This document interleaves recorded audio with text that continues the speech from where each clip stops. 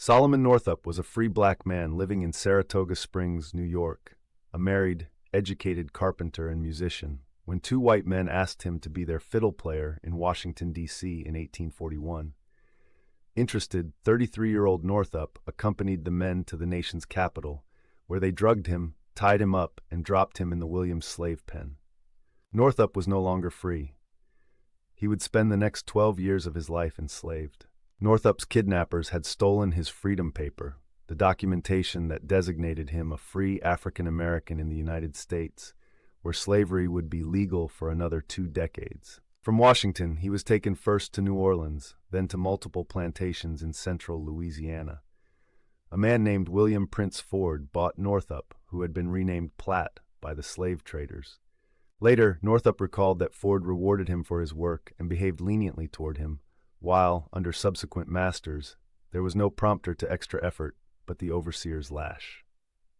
Ford's lenience came to an abrupt end when he sold Northup to a carpenter in 1842.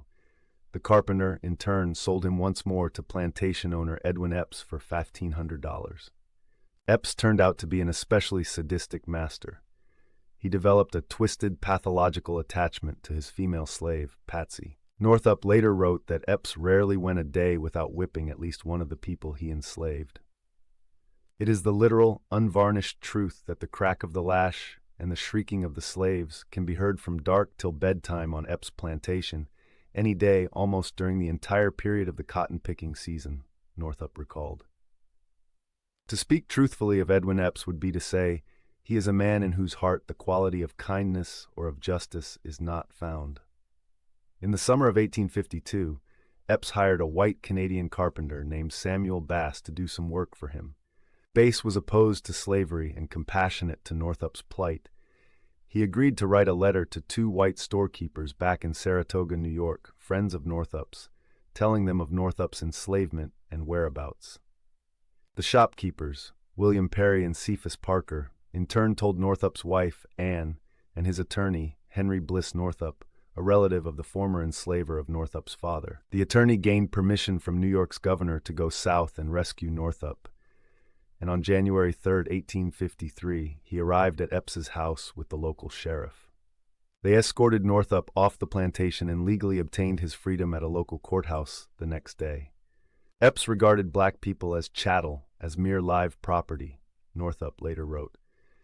When the evidence, clear and indisputable, was laid before him that I was a free man and as much entitled to my liberty as he only raved and swore.